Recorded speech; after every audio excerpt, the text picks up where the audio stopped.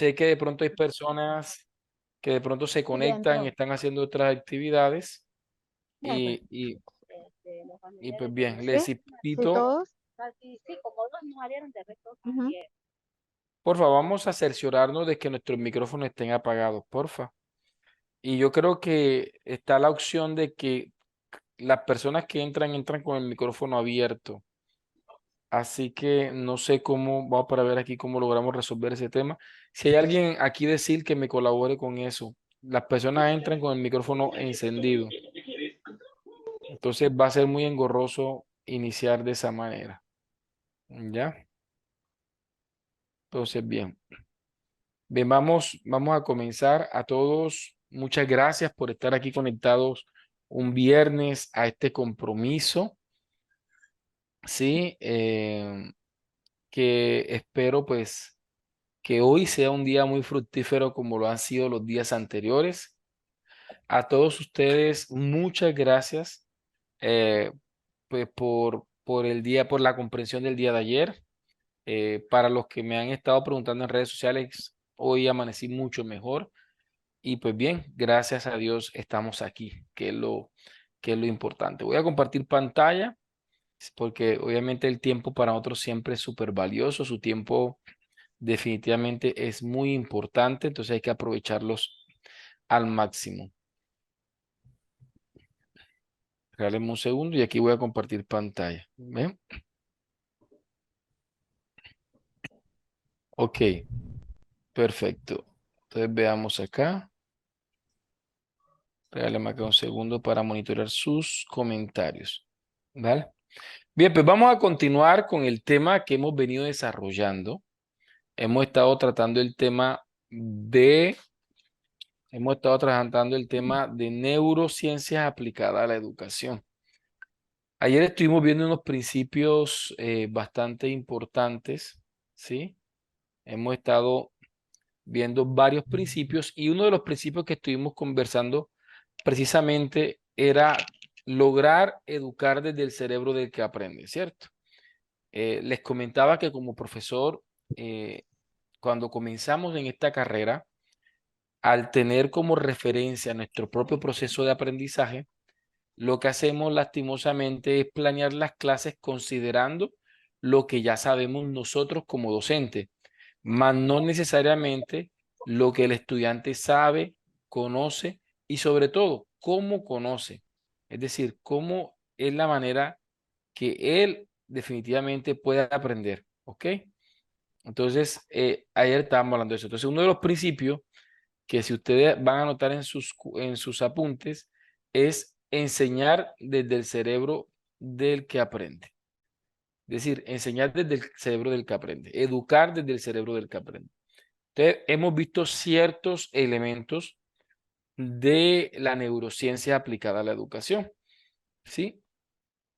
Entre los elementos que hemos visto es que, pues bien, la inteligencia se asume como la capacidad de resolver problemas, los decíamos en clases pasadas, y mencionábamos las inteligencias múltiples, ¿cierto? Y hablábamos que un sujeto precisamente puede desarrollar diferentes tipos de inteligencia. Habíamos dicho el día de ayer que tanto Howard Gardner, ¿cierto? Como otros autores consideran al menos 8 inteligencias, que son la musical, la espacial, ¿sí? La natural, la interpersonal, la intrapersonal, la lingüística, la matemática y la kinestésica. Sí, más adelante Daniel Goleman acuñaría una nueva inteligencia, que es la inteligencia emocional, que esa vamos a dedicarle una sola clase a ella solamente, ¿ok? Entonces, ayer explicábamos y desarrollábamos este punto. Entonces, para los que están copiando, para los que están atentos, para los que son conferencistas, para los que son talleristas, para los que les gusta la oralidad, esta clase es muy importante para ustedes. Así que yo les invito a que presten mucha atención y que disfrutamos al máximo el conocimiento que vamos a compartir. Ok, entonces decíamos el día de ayer que desde la neurociencia aplicada a la educación se caracteriza el cerebro en 3 tipos de cerebro. Uno, el cerebro emocional que se encuentra en la corteza prefrontal del cerebro y en la amígdala. Dos, el cerebro cognitivo que también tiene presencia en el hipocampo. Y tercero, la corteza parietal. Entonces, veamos acá unos principios que son completamente interesantes y que son importantes para nosotros. Ayer decíamos que el mismo cerebro eh, nos muestra qué tipo de clase debemos desarrollar. Y decíamos ayer que el primer momento, es decir, lo importante de la clase es tocar las emociones, es decir, conectar con el estudiante. Si no hay conexión, si no hay lazos, pues obviamente no se va a poder desarrollar un proceso educativo asertivo. Y soy de los profesores que piensan que los 10 minutos, los primeros 10 minutos, donde usted tiene la oportunidad de conocer a los estudiantes, esa primera clase donde usted se presenta porque no se conoce, es muy importante. Para mí la primera clase es muy importante porque en esa primera clase o se pueden construir lazos o se pueden construir barreras. ¿Sí? Entonces, si yo llego ese día de clase de pronto mal geniado por algo temporal, por una situación atípica, pero puedo estar creando una percepción en los sujetos. Este profesor es muy antipático, este profesor se ve que es amargado, este profesor completamente se ve que... Entonces, esas predisposiciones se trasladan al campo cognitivo. Entonces, de alguna manera, lo afectivo comienza a incidir de manera significativa en el desarrollo del aprendizaje. Entonces, lo segundo que aquí juega sería el aspecto cognitivo, es decir, de qué manera, y en este diplomado vamos a centrar bastante tiempo en esto, en cómo llegar al cerebro cognitivo. Porque si yo me limito simplemente a, a las definiciones, a entregar definiciones de cada tema que yo voy dando, pues voy a estar trabajando en el cerebro cognitivo de una manera limitada. No es que las definiciones sean malas, simplemente que las definiciones como ellas mismas, como la misma palabra lo dice, es algo que es estático, es algo que es definitivo, es algo que se asume como un concreto inmovible, ¿sí? Y qué bueno cuando nosotros no trabajamos la parte cognitiva como algo inmovible, sino que por el contrario, en vez de trabajar definiciones, trabajamos mapas mentales, trabajamos mentefactos, trabajamos diagramas, esquemas conceptuales, ¿sí? Entretejidos conceptuales. Y ese tipo de, de elementos, pues llega a tener más presencia en la memoria a largo plazo de los sujetos.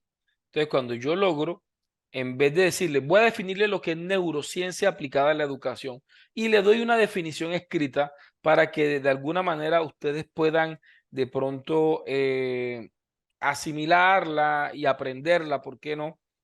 En vez de hacer eso, mejor presento la neurociencia, presento las características de la neurociencia, presento lo que no es neurociencia y allí comienzo a construir como una especie de mapas mentales, mapas conceptuales, mentefactos y una cantidad de técnicas que actualmente existen con las cuales ustedes pueden abordar la parte cognitiva.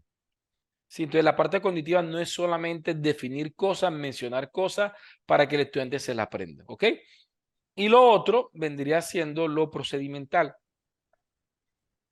que vendría siendo el tema del hacer, ¿cierto? Entonces, ayer lo mencionábamos. Una clase, entonces se mueve entre...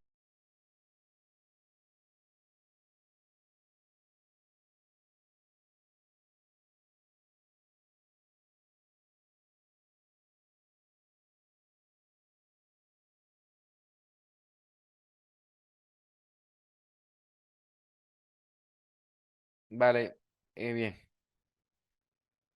Veo que me apagaron el micrófono.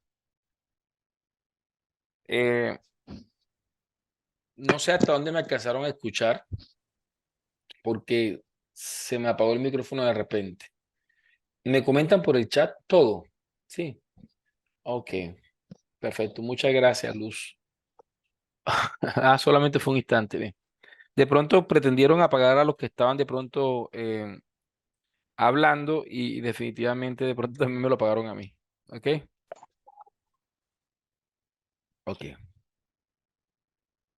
Vale. Entonces, ayer estoy como haciendo una transición entre lo que dimos ayer y lo que estamos dando hoy. Ya, recordemos que la clase es la clase, ¿cierto? Entonces, con este tipo de ejercicios que los hago siempre, quiero también enseñarle a ustedes que en cada clase que ustedes vayan, tienen la necesidad de hacer una transición en términos de coherencia entre lo dado inmediatamente anterior y lo nuevo por dar. ¿Ya? Entonces ahí vamos ahí. Eso ayer, claro, Dalana, ayer hablábamos de eso, de sentir, saber y hacer. Y que todo eso constituye parte del ser, ¿cierto? Entonces tenemos un sujeto que siente, un sujeto que sabe y un sujeto que hace, ¿sí?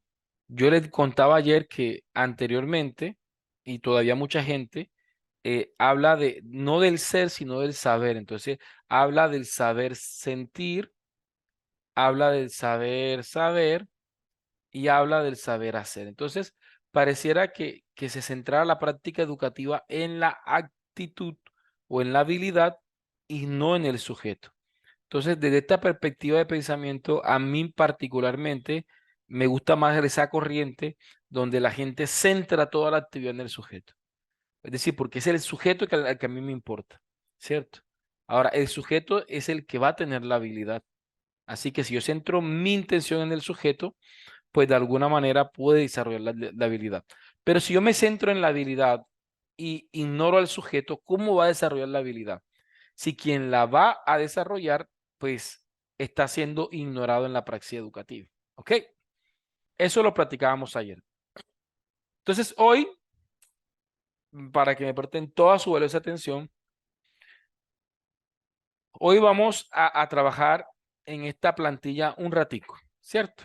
Entonces, resulta que no hay una sola memoria. El cerebro no es un órgano simple. Es un órgano compuesto y un órgano hasta complejo, podríamos decir, ¿cierto? Y que es objeto de estudio diariamente, más ahora que existe cierta tecnología que nos facilita precisamente este desarrollo, ¿ok? Entonces, en el cerebro emocional, en esa corteza prefrontal y en esa amígdala, ¿sí? En esa corteza prefrontal y en esa amígdala, nos encontramos precisamente con el cerebro emocional. Ahora, cuando veamos inteligencia emocional, vamos a abordar este cerebro, ¿sí? Y vamos a abordar el cerebro emocional como, eh, como ese aprendizaje asociativo, porque es una memoria inconsciente, ¿sí? Entonces, lo que hace el cerebro emocional es crear en sus... El cerebro emocional trabaja de manera pavloviana. Eso significa que el cerebro emocional lo que hace es crear relaciones o asociaciones de estímulo y respuesta en la parte inconsciente del sujeto, ¿sí?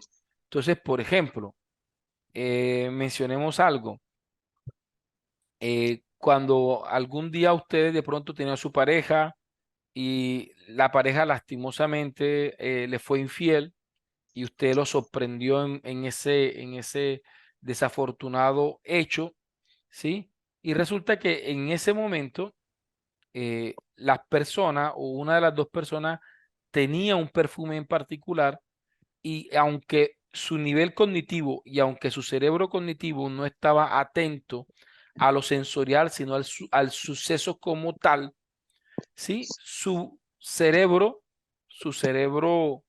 emocional, por su parte, sí estaba almacenando un conjunto de estímulos. Y puede ser y puede pasar que ese sentimiento de tristeza, de rabia, de indignación, de frustración, eh, de tristeza por el engaño, todo ese cóctel de emociones, sin usted darse cuenta, pudo haber creado un vínculo entre el olor del perfume y todas esas emociones. Pueden pasar años, usted cognitivamente, en su cerebro cognitivo, puede que haya olvidado a la persona, ya la persona rehizo su vida, usted también rehizo su vida, sin ningún tipo de inconveniente. Pareciera que la página estuviera pasada, pero resulta que en un día, en el lugar equivocado, en el momento equivocado, ustedes salieron, están de pronto en una discoteca, en un restaurante, en algún lugar, y alguien llega con ese perfume. Si se creó un vínculo entre el perfume y las emociones que se vivieron en ese lugar, pues de manera inconsciente usted va a sentir esa avalancha de emociones y de un momento a otro usted puede transformarse y puede tener un ataque de ira, de tristeza y pareciera que usted no supiera qué le está pasando porque no hay un reconocimiento consciente de esa asociación. Por eso es que le vamos a dedicarle una clase solamente al tema de las emociones, porque se merece una sola clase para platicar y conversar sobre la inteligencia emocional. ¿Ya? Entonces, se convierte como en un activador, ¿sí? Yo les voy a contar las experiencias personales y cómo podemos vencer los activadores. La gente me dice, profe, es que a mí me da pánico escénico. Yo voy a hablar y literalmente me nublo, me tiemblo, me paralizo y volvemos, como decíamos ayer en el coaching educativo, hay que buscar en el pesado pasado eso que hoy nos frena. Hay que buscar en el pesado pasado eso que nos frena y comenzar a enfrentarlo, ¿ya? Y eso lo vamos a hablar ¿cuándo vamos a dar ese tema? El día lunes. El lunes vamos a hablar sobre inteligencia emocional. Así que no se pierda la clase del lunes porque vamos a hablar de eso. De cómo logro, que es lo más difícil, cómo logro identificar, ¿cierto? Un activador en mi memoria emocional. No es sencillo. Y ahora, ya lo identifiqué. Identifiqué que me paralizo porque logré recordar que cuando estaba en segundo de primaria, una profesora me dijo que yo leyera un cuento en público, yo lo leí, todos los niños se rieron de mí y de pronto la profesora tampoco colaboró, también se puso a reír y me pusieron un sobrenombre y resulta que desde entonces, definitivamente, es esa sensación de rabia, esa sensación de pena, de alguna manera está asociada con el hecho de hablar en público. Así que cada vez que yo me paro en un lugar a hablar en público, no sé por qué me detengo, pero ya ahora recuerdo. Entonces, ahora, ¿qué debo hacer? Teniendo en cuenta que definitivamente la emoción que me aborda en el momento es una emoción de vergüenza, de pena, de parálisis, de pánico. Entonces, ¿cómo trabaja el miedo y de qué manera podemos vencer el miedo en esa situación? Vale, dice. Sí, los activadores pueden ser cualquiera. Los activadores pueden ser cualquiera. Es que palabras, sensaciones, olores, sonidos, ¿cierto? Pueden ser cualquiera. Eso lo vamos a trabajar el día lunes, así que no se lo pueden perder. Me regalan un segundo, con el permiso de ustedes. Regálame un momentico. Eso se bregó.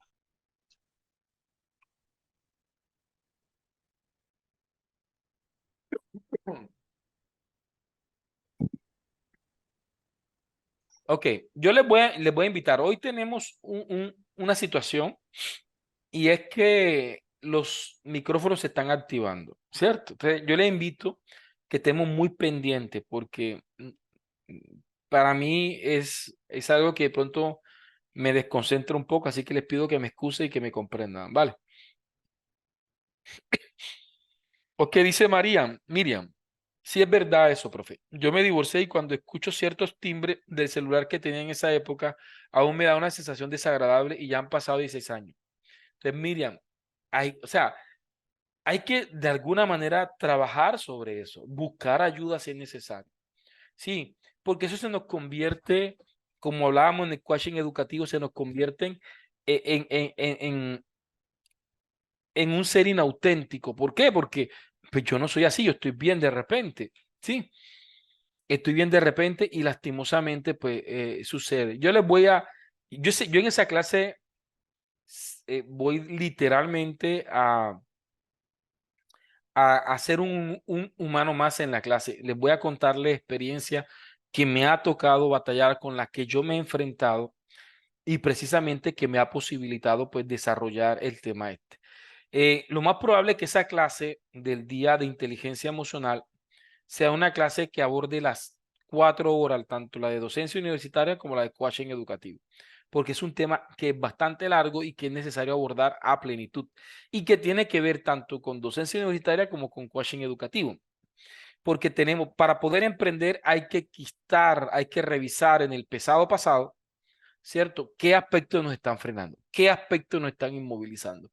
¿Qué aspectos no nos dejan salir adelante? ¿Ok? Perfecto, entonces volvamos acá. Dice, yo soy profesor de oratoria y siempre invito a mis estudiantes a confiar en sí mismos. Oh, qué bueno, excelente. Sí, claro, quedan grabadas, mi estimado Antonio. Vale, bien. Entonces, vamos, voy a desactivar un momento el chat por solicitud de algunas personas que dice que distrae el chat. ¿Sí? De por sí el chat tiene algo, que el chat de un momento para acá, hace 2 semanas atrás no hacía eso, ahora veo que lo está haciendo. Que cada actividad, si alguien se sale o si alguien se entra, lastimosamente lo informa. Y eso también se convierte en un distractor. Perfecto. Ok, entonces vamos a continuar. Entonces vamos a hablar hoy del cerebro cognitivo y del cerebro procedimental. Para el lunes abordar ya de manera directa el cerebro emocional. Bien, con respecto al cerebro procedimental, vamos a comenzar con el cerebro procedimental para pasar al cerebro cognitivo. Con respecto al cerebro procedimental, ¿qué podemos decir?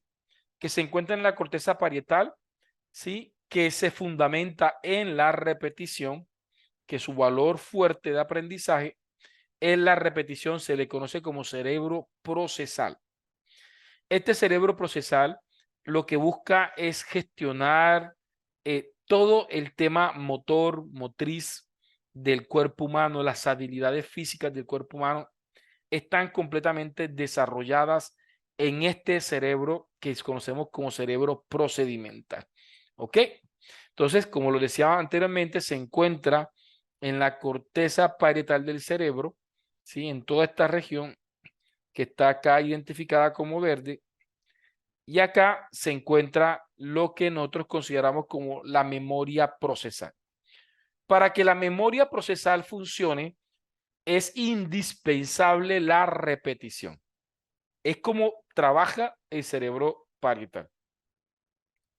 Así que, ¿cómo yo aprendo a montar bicicleta? Pues montando bicicleta 1, 2, 3, 4, 5 veces hasta que definitivamente los movimientos, los movimientos se logren, los movimientos se logren desarrollar. Ay, Dios santo, no es, qué pena con ustedes, pero para mí es bastante difícil. Entonces, invitamos a que revisen sus micrófonos, porfa. Sí, va a ser bastante complicado. ¿Ok? Algunos sé que se conectan por celular y de pronto en el roce o algo se activan los micrófonos, así que hagamos un buen uso de eso. Bien, como les decía, el cerebro procedimental se fundamenta en la repetición. La única manera de aprender a jugar fútbol es jugando, jugando, jugando, practicando, practicando, practicando. En la práctica, la que afianza el aprendizaje en la corteza parietal. Se deja de practicar y de alguna manera se comienza a afectar cualquier tipo de habilidades con respecto al aprendizaje procedimental. Por eso es que si alguien de pronto aprendió, hizo el curso de conducción para manejar carro y resulta que después que hizo el curso y que obtuvo el pase, duró 10 años sin volver a manejar un carro. Aunque tenga el pase que dice que está habilitado para manejar carro, pues lastimosamente tendrá que comenzar casi desde cero en una práctica continua con el objetivo de retomar la habilidad de manejo. Ahora, obviamente que es un punto de partida diferente al de la primera vez. porque ya no parte desde cero. Ya hay unas habilidades que quizás están allí inutilizadas, pero que se pueden reactivar con mucha facilidad. De allí el dicho de que es como la bicicleta, nunca se olvida, ¿cierto? Eso tiene cierta verdad, pero también de alguna manera las cosas si no se practican, pues obviamente uno no va a estar con la misma habilidad si uno viene con el conocimiento completamente fresco. ¿Ok?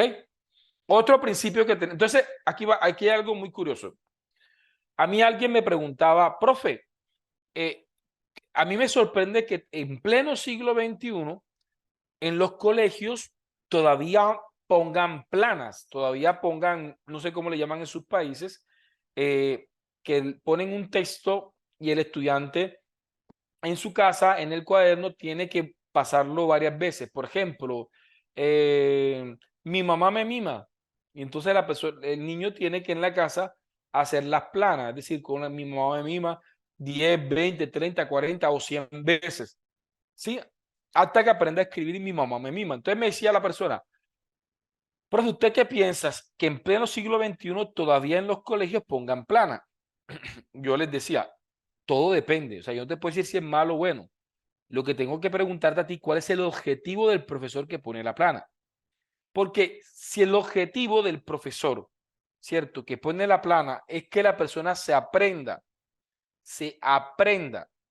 un, un concepto, está equivocada la actividad de la plana. ¿Por qué? Porque la corteza frontal del cerebro y el hipocampo no trabaja por repetición.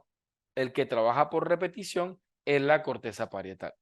Entonces, hay muchas formas más efectivas de lograr un aprendizaje significativo en el cerebro cognitivo y no necesariamente en la repetición. ¿Sí? Porque y yo creo que muchos de ustedes me darán la razón cuando diga lo siguiente.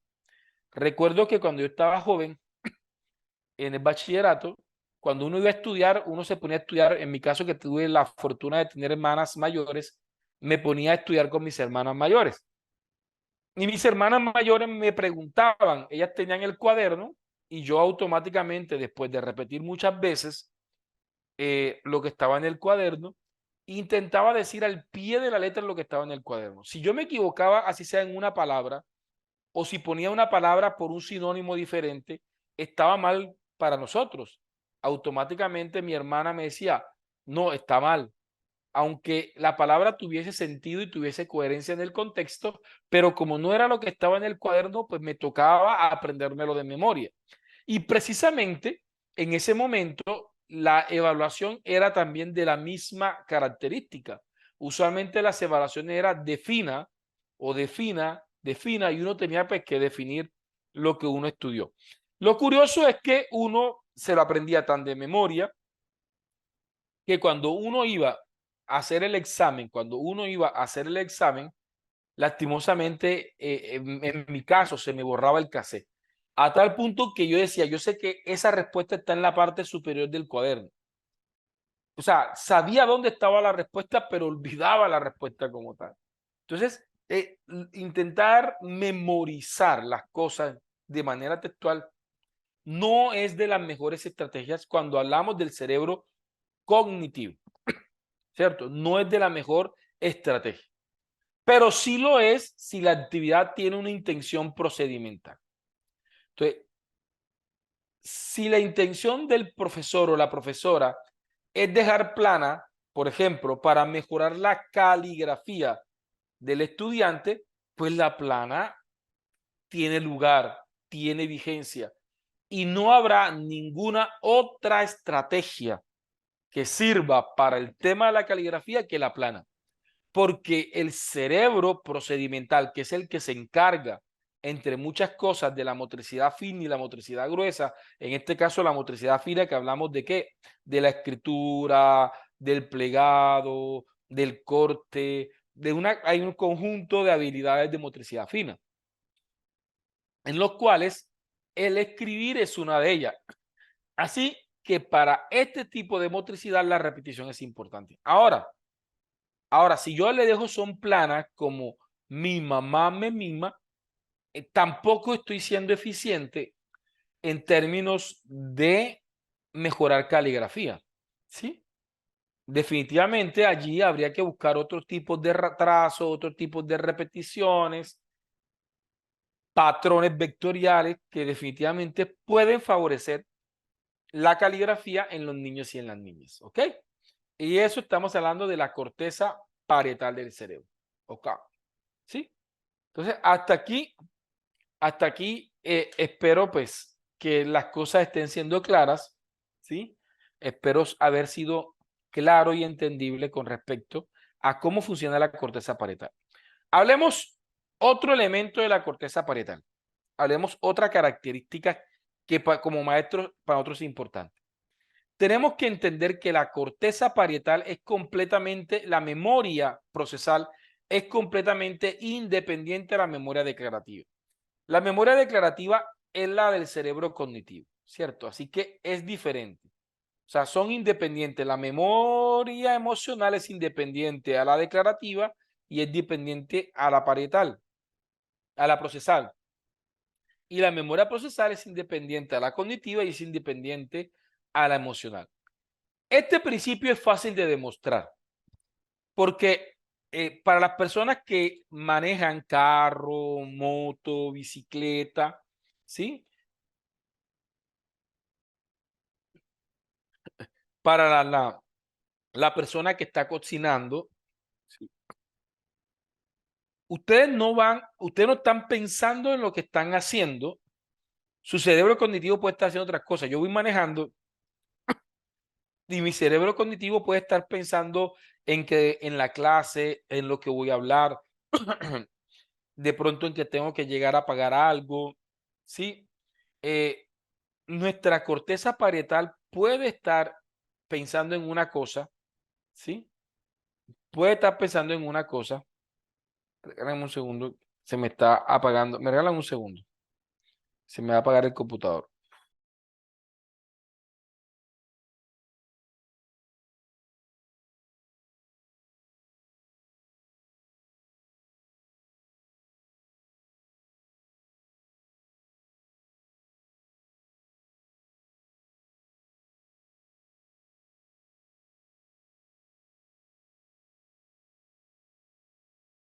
Ok, perfecto. Eh, Continuamos. Les decía, les decía que la corteza parietal es independiente a la, a la corteza cognitiva.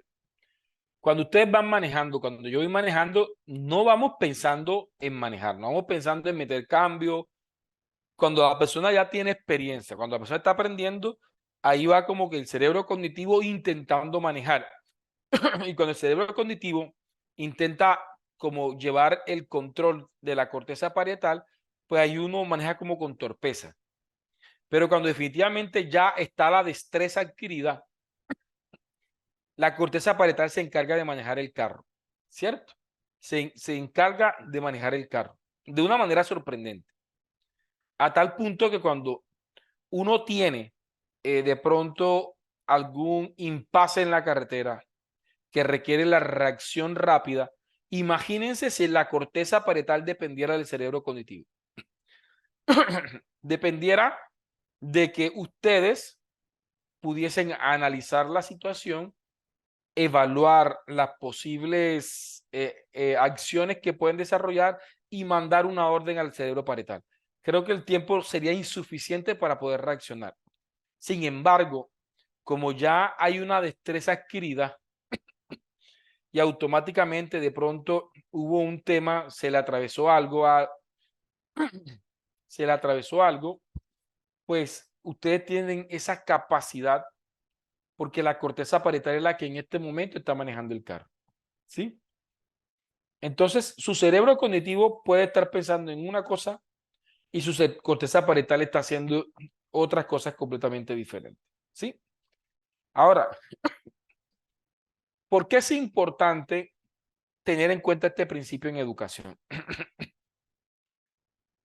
Y es que el cerebro, es decir, la corteza parietal puede desarrollar movimientos que no necesariamente estén relacionados con lo cognitivo. Les voy a poner un ejemplo. Yo no me fío de ciertos movimientos cuando estoy dando una conferencia. Por ejemplo, cuando la gente está moviendo la cabeza hacia adelante, que está haciendo así, que de pronto daría la sensación de que la persona me está prestando atención y que está atenta, he aprendido que eso no necesariamente es un indicador de atención, porque resulta que la atención es una función ejecutiva del cerebro cognitivo. Entonces, la atención es un proceso cognitivo y ese movimiento que está haciendo la persona con la cabeza es un movimiento que proviene de la corteza parietal. Así que si yo intento evaluar la atención a través de una respuesta del cerebro procedimental, pues estoy cometiendo un error. Estoy cometiendo un error porque yo tengo que validar la atención del cerebro cognitivo con una prueba cognitiva, no con una prueba procedimental. Entonces, yo veo que la gente se está moviendo, está diciendo, pero la persona puede que no esté ni siquiera mentalmente en el lugar. ¿Sí? Entonces, no he aprendido a no fiarme del movimiento. De hecho, en el hogar, yo le he dicho a mi esposa, mi amor, no te fíes del movimiento que yo hago con la cabeza. O sea, tú tienes que garantizar que yo tenga contacto visual contigo, sobre todo cuando ya ella reconoce de mí que tengo un tema de atención. Entonces, si yo estoy haciendo una actividad, estoy en el computador, que está mi cerebro cognitivo prestando atención al computador, a lo que estoy haciendo, o estoy de pronto viéndome una serie, o estoy viéndome un partido, o estoy haciendo cualquier cosa, ¿cierto? Mi atención de pronto va a estar centrado en eso. Si ella comienza a hablarme alrededor, ¿sí? Si ella comienza a hablarme alrededor, a decirme algo, y yo le muevo la cabeza, puede generar en ella una falsa sensación de atención y puede asumir que yo le presté atención. Y ahí es donde vienen de pronto las discusiones en el matrimonio. Porque entonces, pero yo te lo dije y tú me dijiste que sí. Pero yo, ¿cuándo te dije que sí? ¿En qué momento te dije yo que sí? Si tú nunca me has dicho eso. Entonces, hemos aprendido, de hecho, sobre todo ella ha aprendido conmigo, de que tiene que validar. Si es importante lo que está diciendo, me dice, mira, por favor, préstame atención. Me chasquea hasta los ojos como un niño pequeño. Préstame atención, mira, saca la basura cuando salgas, ¿cierto? Y viene y hace lo que tenemos que hacer nosotros como maestro. Y es que ella me valida desde lo cognitivo algo que me dijo desde lo cognitivo. Entonces me dice, ¿qué te acabo de decir? ¿Qué vas a hacer? Entonces yo como un niño chiquito le digo, pues sacar la basura, me lo acabas de decir. Ok, perfecto. Entonces ella se va con la seguridad de que yo recibí la información. Pero si yo estoy en un auditorio y la gente de pronto está moviendo la cabeza o está haciendo movimiento de aceptación, no es necesariamente lo que de pronto puede estar pasando. Así que como oradores tenemos que buscar la manera de no perder contacto visual del auditorio, tener la capacidad de ir preguntando, hombre, ¿se ha entendido? Ahora, no es que se ha entendido, porque la gente puede decir que sí se entendió, pero pregunte, hombre, de los 3 aspectos que he mencionado, menciónenme cuál es el que a ustedes más les gusta. Por ejemplo, de lo que acabo de decir, díganme en una palabra, o sea, es decir, traten de validar desde lo cognitivo los discursos cognitivos que ustedes están desarrollando, ¿ok?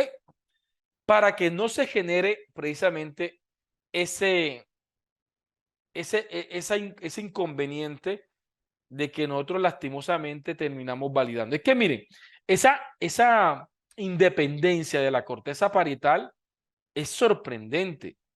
Yo no sé si a ustedes o a mí solamente el que me pasa, pero yo muchas veces estoy en mi cuarto, me levanto de mi cama, atravieso toda la sala, llego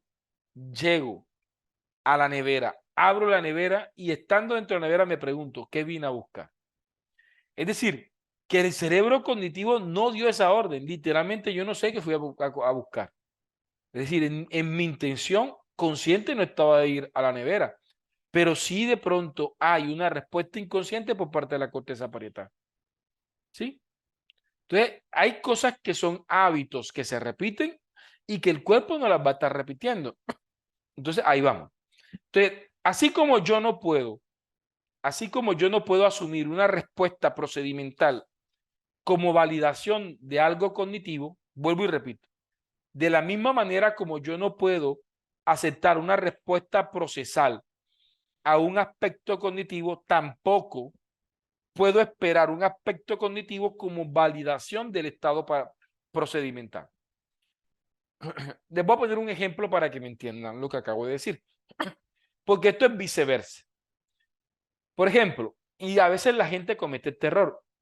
Entonces la gente sale con sus amigos a departir unas copas, a compartir un, a compartir con sus amigos y literalmente se está tomando un par de copas, un par de vinitos. Y la persona entonces asume que porque porque él se siente desde el punto de vista cognitivo, se siente consciente, se siente capaz, se siente sobrio desde una perspectiva cognitiva, entonces considera que tiene las posibilidades para manejar el carro. Entonces, no, yo estoy bien, mira que yo estoy bien, es que mira que yo no me siento ebrio, literalmente. Sí, yo me tomé, fueron 4 o 5 tragos, mira que estoy bien. Y hay gente que comete el error grandísimo de hacer una prueba cognitiva cuando la actividad que va a desarrollar es completamente procedimental. Entonces, si quieres ponme una multiplicación para que veas que yo no estoy borracho. ¿Sí me entiendes? Como si quien fuera a manejar el carro fuera el cerebro cognitivo. Y quien va a manejar el carro es la corteza parietal del cerebro. ¿Ya? Ahora, quiere decir que no puedo asumir una respuesta o una sensación cognitiva como una validación aceptable frente a una actividad motora que voy a desarrollar. En este caso, manejar. Porque una cosa no tiene nada que ver con la otra. ¿Sí? Por esa razón es que cuando a veces las policías de pronto quiere acompañar su prueba de alcoholímetro, ¿sí? Con alguna prueba, lo que hacen es que la persona se baje del carro y le hacen un par de pruebas motoras. ¿Cierto? Un par de pruebas de que camine en línea, de que de pronto haga ciertos movimientos, ¿sí? Con el objetivo de validar su respuesta procesal o su respuesta motor. Otra variable que hay que tener en cuenta en este ejemplo que acabo de presentarles, ¿sí? Que acabo de presentarles, y es que no consideramos la variable de la digestión. Resulta que la persona viene y hace una prueba. Hombre, mire, yo me tomé fueron 5 tragos y comienza a probar y comienza a probar y comienza a probar o a demostrar que definitivamente desde su motricidad está bien para manejar. ¿Sí? Pero resulta que se tomó o se acaba de tomar su último trago y él se siente bien y respondió físicamente bien. Pero ese trago, pues, tiene entre 20 minutos para ser digerido por el cuerpo. Entonces, ¿qué sucede mientras él va manejando? Puede ocurrir que en esa digestión de ese último trago, que ocurre a mitad de camino, mientras que va a casa, ese último trago haga un efecto completamente fuerte en la corteza parietal. Y allí se producen precisamente las tragedias que lastimosamente se arman cuando precisamente se desarrollan este tipo de imprudencia. ¿Ok? Entonces ya entendemos que el cerebro procesal y la memoria procesal y la memoria declarativa son completamente independientes. Así que para nosotros es muy importante validar lo cognitivo desde lo cognitivo, lo procedimental desde lo procedimental. ¿Ok? Voy a activar el chat para leerlos y que ustedes me digan si hasta aquí me he hecho entender, ¿sí? ¿Qué pregunta tienen? Si ya sabían esto, si esto lo manejaban.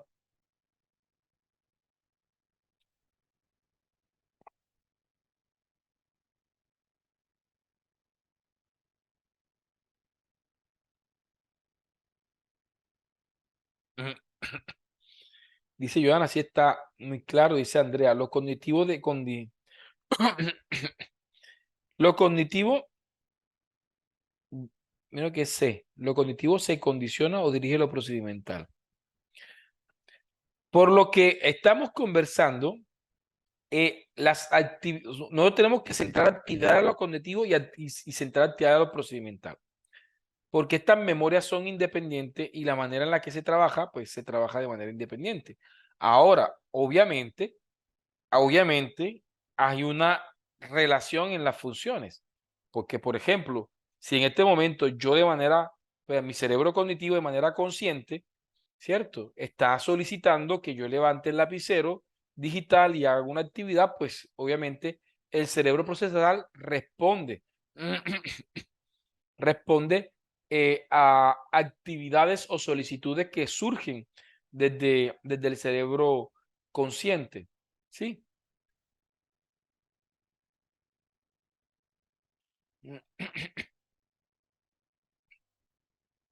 Veamos por ahí. Dice Yahweh, sí, muy bien, profe. Yo tengo una academia de formación y certificación de máquinas pesadas y me toca lidiar bastante con el tema. Muy bueno, gracias. Hombre, qué bueno. Ya más o menos les puede explicar algo de esto, ¿verdad? Dice, para entender mejor. Ah, estás pidiendo otro ejemplo. Vamos para ver qué se me ocurre. Dice Julia, yo lo llamo de cuerpo presente y de mente ausente. Entiendo que la corteza parietal controla la parte motora del cuerpo. Por ejemplo, patinar, manejar. Sí, eso es lo que estamos diciendo. Eso es lo que estamos diciendo. O sea, Inés, eso es lo que estamos diciendo. La corteza parietal es la que se encarga de los movimientos. Dice Doris, profe, entonces un estudiante que aparentemente está atento puede estar pensando otra cosa. Se le pregunta de lo que se está hablando para saber si se entendió completamente. Miren, pues yo no sé si ustedes han tenido la oportunidad. Lo que pasa es que eso lo vamos a entender mejor cuando veamos las ondas cerebrales, que ojalá nos dé el tiempo de llegar allá.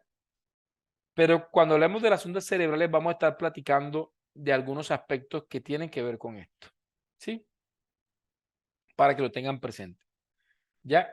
Pero miren lo curioso para los que están casados.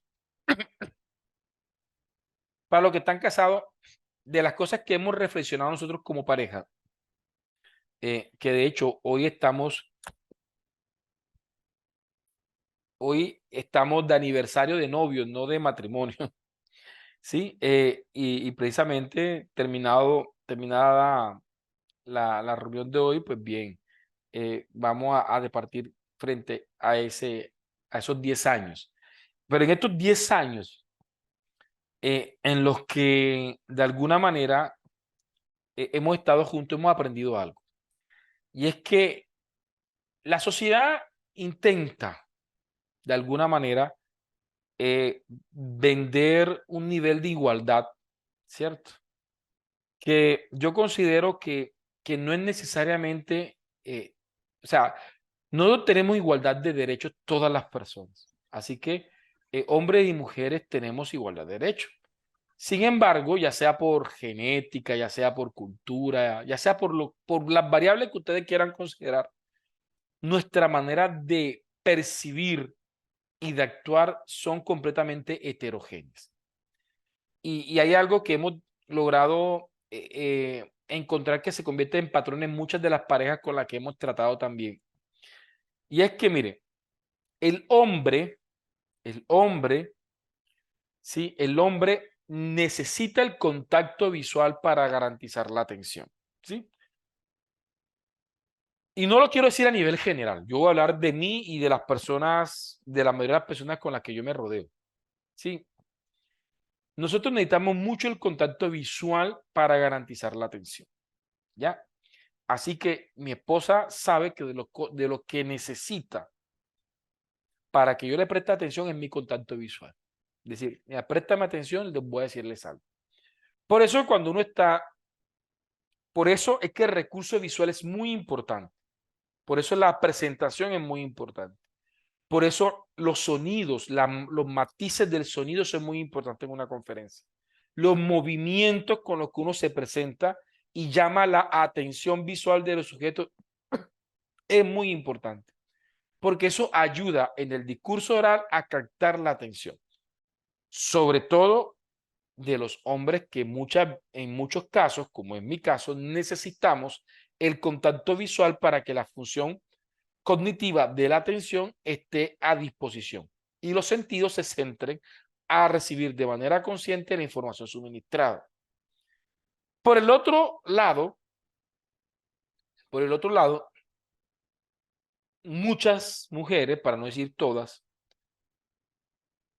en esa multitarea de la que hablábamos ayer en algún momento, logran tener atención, logran tener atención sin necesidad del contacto visual. Es decir, que ya pueden estar haciendo dos cosas y pueden estar prestándole atención a uno. No es una regla de oro para que no me digan, ah, yo no soy así, no.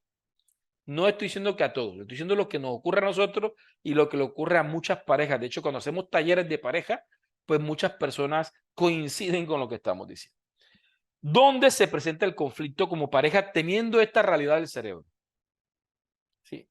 Que resulta que cuando mi esposa no me está viendo, cuando yo le estoy hablando, teniendo en cuenta que para yo prestar atención tengo que ver, entonces siento que ella no me está prestando atención. ¿Sí? Porque como yo necesito ver para prestar atención y siendo consciente de que yo necesito ver para prestar atención, cuando ella me dice, habla, que yo te estoy escuchando, me molesta. ¿Por qué me molesta? Porque de alguna manera me da la sensación que no me está prestando atención, como yo no presto atención cuando no estoy viendo, ¿cierto? Entonces ya ahí hay una fricción. Y el otro error que le comentaba, entonces la mujer que tiene la facilidad o tiene esa característica de no necesariamente le está viendo para estar prestando atención, entonces ella asume que como ella presta atención sin ver, entonces comienza a hablar sin garantizar el contacto visual del esposo, creyendo que como ella presta atención sin ver, su esposo también le prestó atención sin ver. Entonces cuando se da cuenta que no recibió la información, se siente que se siente ignorada, se lo toma personal, es que tú nunca me prestas atención, es que lo que yo digo para ti no es importante. Entonces, miren cómo esos conflictos, aún en el hogar, se resuelven desde una perspectiva neurológica, desde una perspectiva de cómo funcionamos como sujetos en un contexto determinado. ¿Qué estrategias se pueden utilizar? Ella sabe, tiene que garantizar un contacto visual de mi parte, ¿cierto? Y en mi caso, pues bien, yo le invito a ella que cuando de pronto yo estoy hablando, si bien es cierto, está haciendo una actividad, de vez en cuando voltee y me haga sentir que ella me está prestando atención. Ya, sí.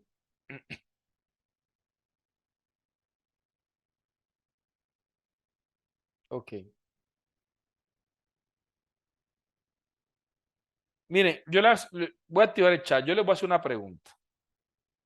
Para los que están en el grupo de WhatsApp de la CIL, no han compartido, porque ya vamos por la clase 5, no han compartido ninguna de las clases grabadas. Yo no estoy en ese grupo de WhatsApp. No. Es que miren lo curioso.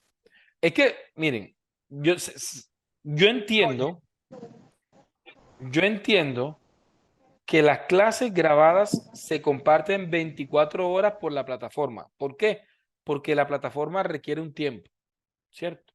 Quiere decir que la clase de hoy deben compartírsela el día lunes, porque mañana no va a estar, el domingo no va a estar, el lunes que es el siguiente día hábil, ¿cierto? Así que ustedes deberían tener la clase del lunes compartida, la clase del martes compartida y al menos la clase del miércoles compartida. La clase de ayer jueves debería estar, si no hoy, mañana. ¿Ya? Miren, aquí sí voy a ir de pronto, voy a cerrar el chat, ¿vale? Sí. Miren, les voy a decirles algo. Por eso es que alguien decía, profe, hacía una observación, decía, profe, ¿por qué la SIL manda cada rato una cantidad de mensajes repetitivos? Eso molesta, eso satura. Y sin querer defender a los administrativos y a los de la logística de SIL, es precisamente por eso. Porque de pronto unas personas ven el mensaje, pero otras no lo ven. Ya, entonces ahí, mire que es muy como heterogéneo. Hay personas que dicen que sí, que sí, que sí, que sí, ¿cierto? Pero obviamente no todos, o sea, al menos a fecha de hoy deben de tener la del lunes, la del martes y la del miércoles, al menos esas tres. En términos de los tiempos que usualmente ellos manejan, ¿sí? La del jueves debería estar montada hoy o mañana, pero la de hoy debería estar montada el lunes, ¿ya? Ok, perfecto. Entonces, esto es con respecto a la corteza parietal del cerebro, ¿sí? Con respecto a la corteza parietal del cerebro. Vamos a continuar, ¿sí? Hoy vamos a hacer lo siguiente. Vamos a trabajar, ¿sí? Más o menos hasta las 7:55. De 7:55 vamos a tomarnos un recesito de unos 10 minutos de 7:55 a 8:05 para arrancar con coaching educativo, ¿sí? Vale, entonces hablemos del cerebro cognitivo ahora, ¿sí? Dije, el cerebro cognitivo.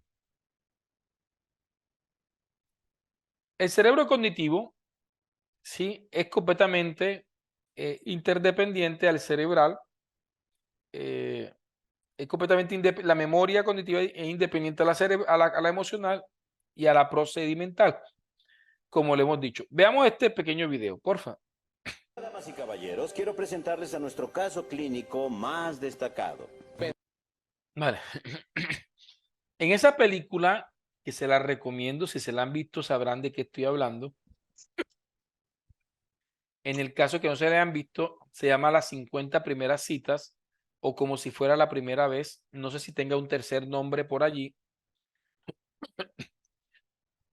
pero en esta película, qué pena.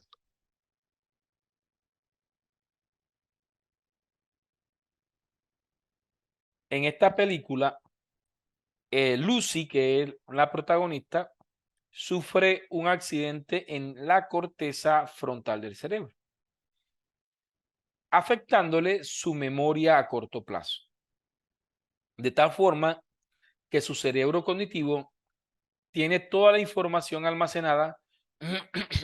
Qué pena.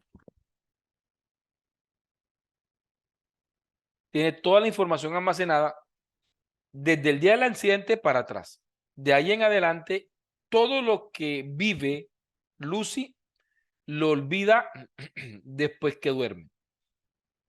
Después que duerme es como si ese día se perdiera en sus recuerdos.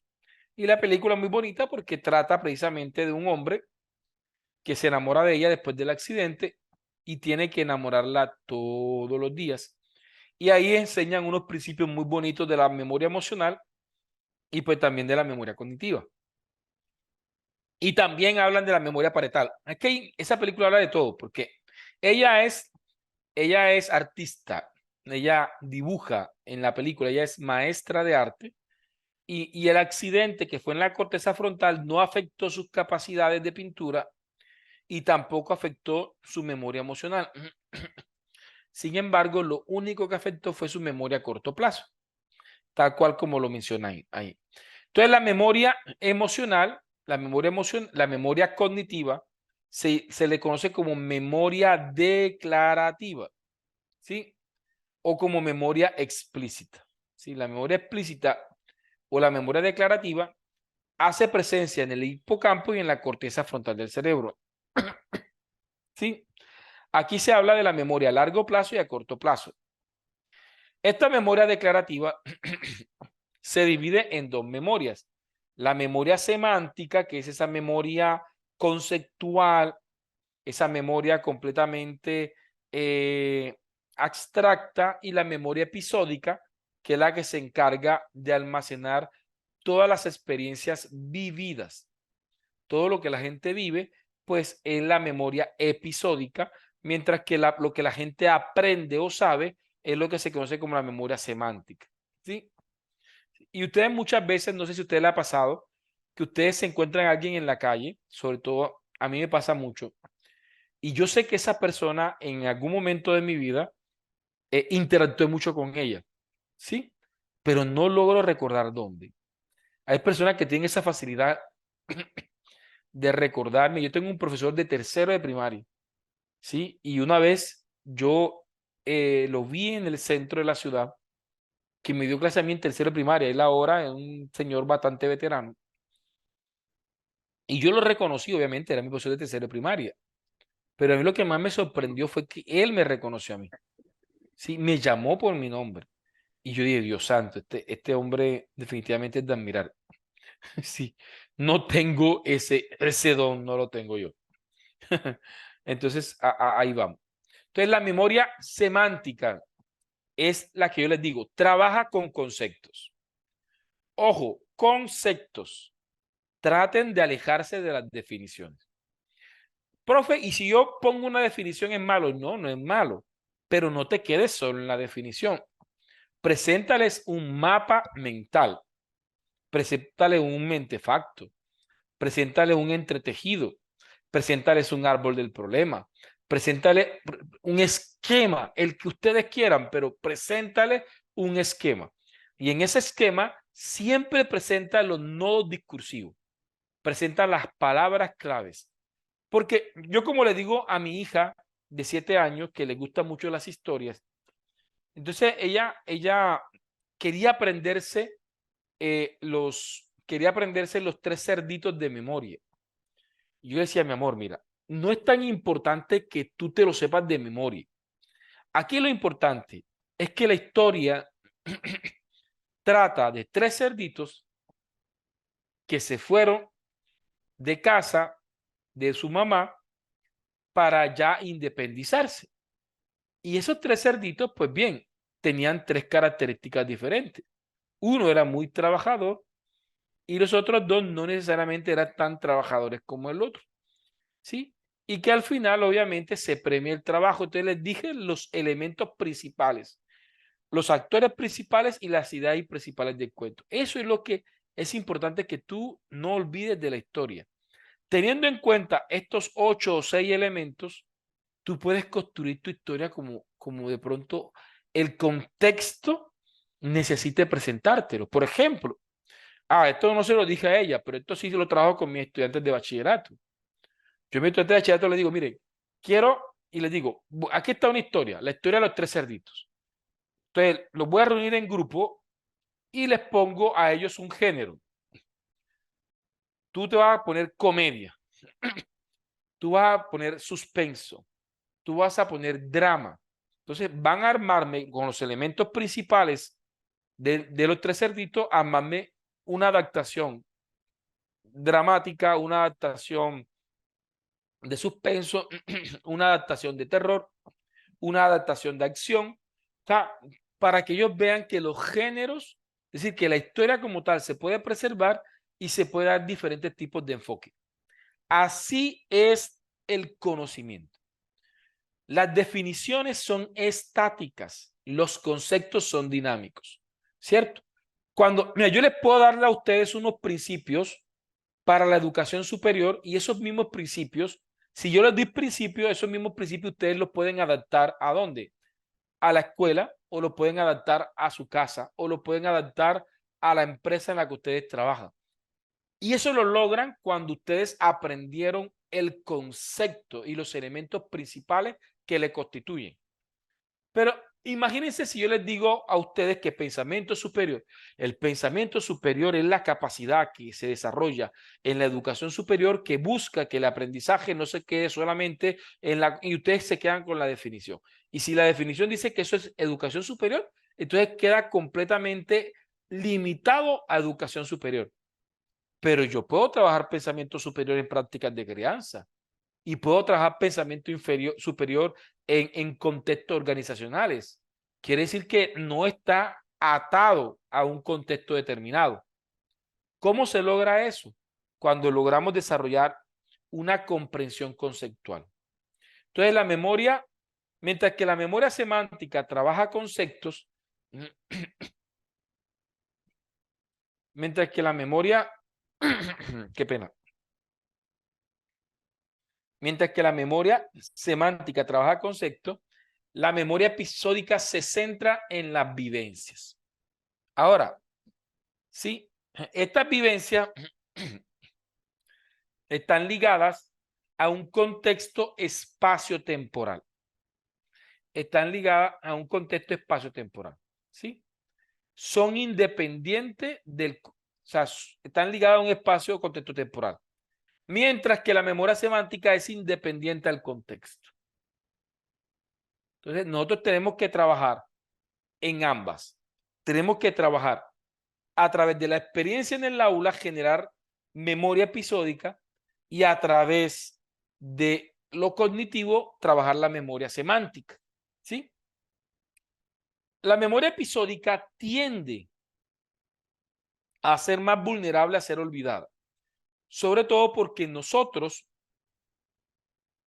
logramos desechar, ¿sí? En ciertos momentos del día, sobre todo cuando estamos dormidos, logramos desechar de nuestra memoria aquellas cosas que nuestro cerebro considera que son irrelevantes.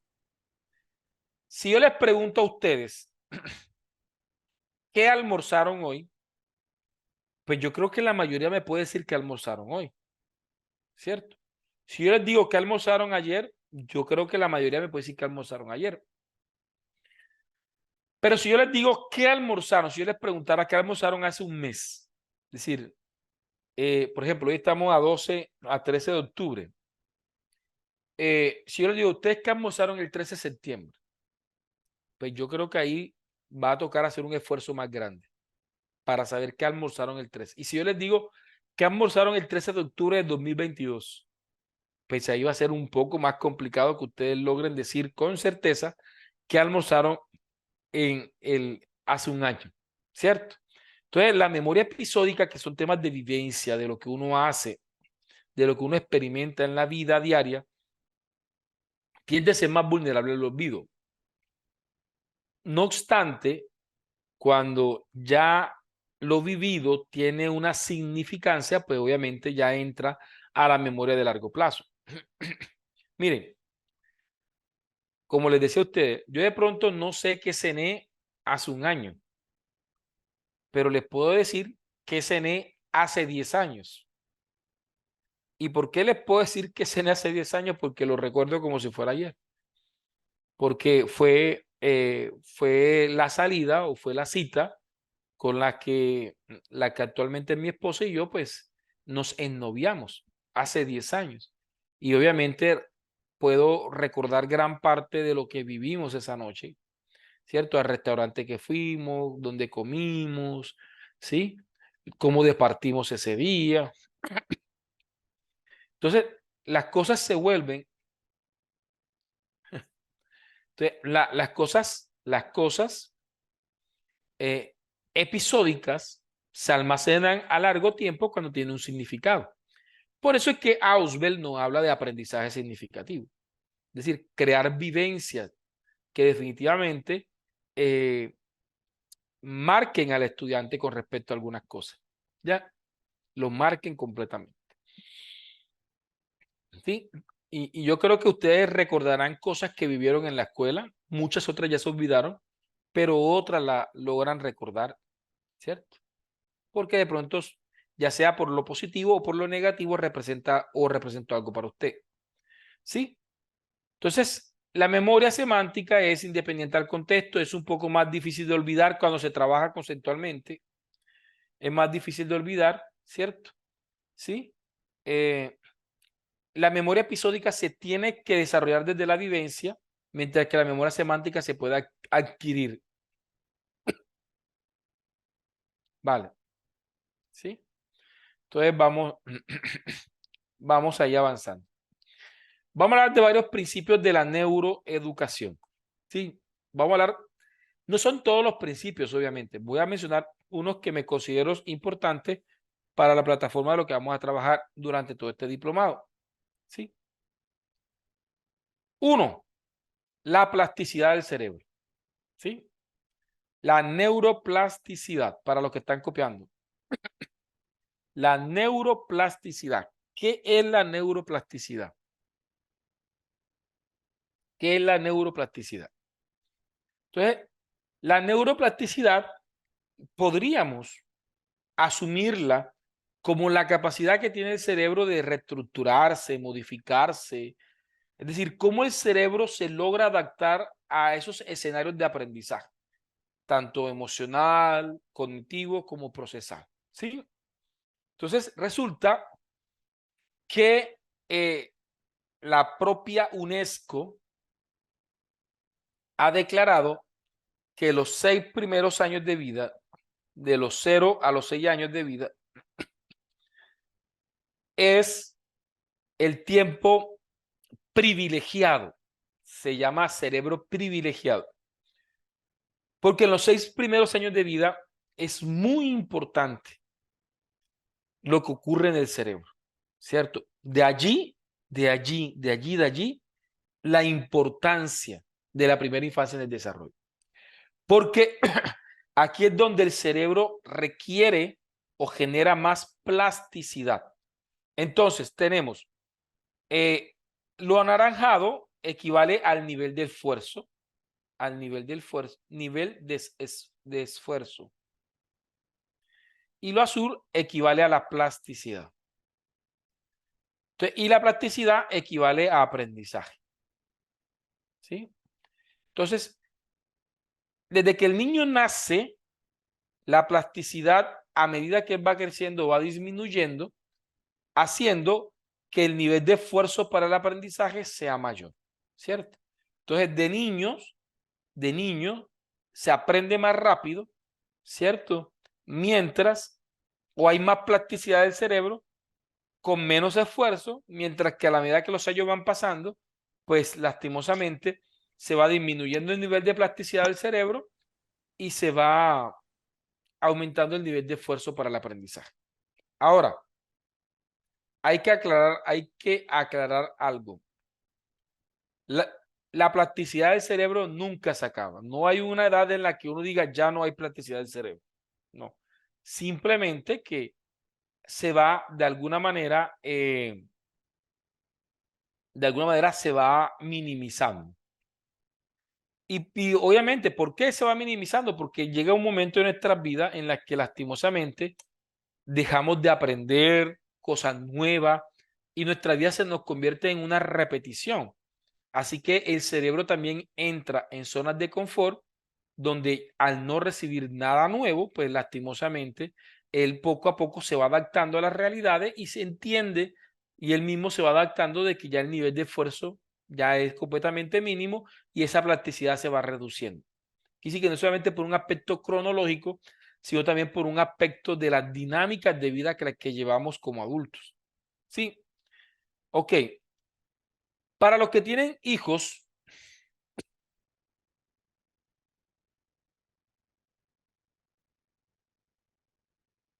sí, claro, completamente. Esa es la idea, mi estimado Humberto. Humberto dice, si uno no deja de estudiar y de aprender, esa plasticidad se mantiene por largo tiempo. Pues claro, porque el cerebro siempre se está ejercitando. Sí, es como el cerebro es como el cuerpo. Vemos personas que tienen 80 años y todavía tienen una vida física donde obviamente están desarrollando sus músculos a los 80 años y pueden tener un cuerpo mejor que alguien de 40 hasta de 30 años. ¿Sí? Así es el cerebro.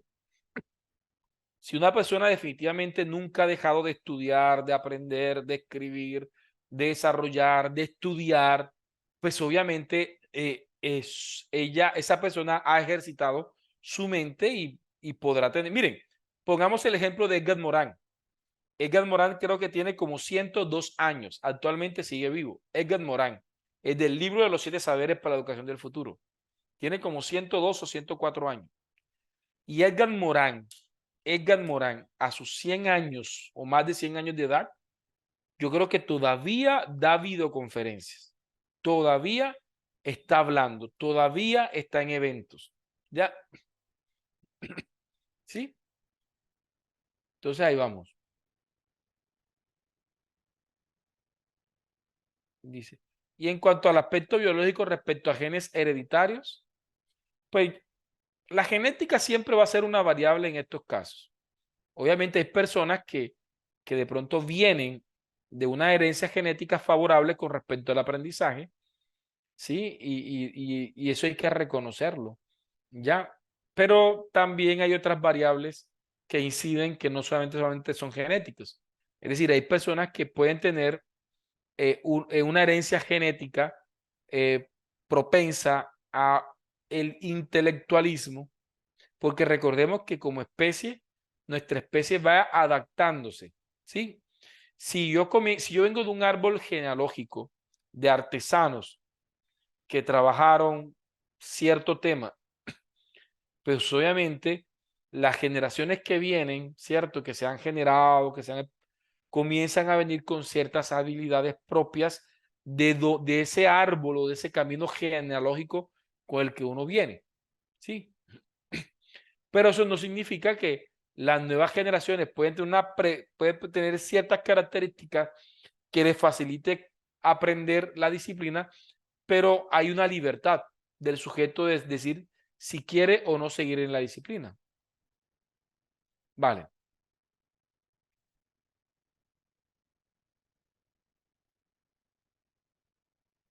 Dice Lady del Carmen, profe, ¿qué pasa con nuestro cerebro que cuando un ser querido muere, llegan recuerdos que creíamos haberlos olvidado? Pues bien, es una pregunta bastante compleja. No sé si sea la persona más capaz de respondértela. Yo, de manera muy arbitraria, podría acudir al cerebro emocional. Creería yo que al estar de pronto viviendo una etapa de dolo por la pérdida del ser querido, pues quizás el cerebro emocional, hay algo que se llama negentropía, que es cuando nuestro sistema intenta autorregular algo que está pasando o que le puede generar conflicto. Quizás, pues, nuestra memoria en consuelo intenten precisamente traer o evocar recuerdos pasados, ¿sí? O sea, recuerdos que de pronto vivieron, pero que no eran de pronto tan conscientes para ustedes. Ok. Ahora, para los que tienen, para los que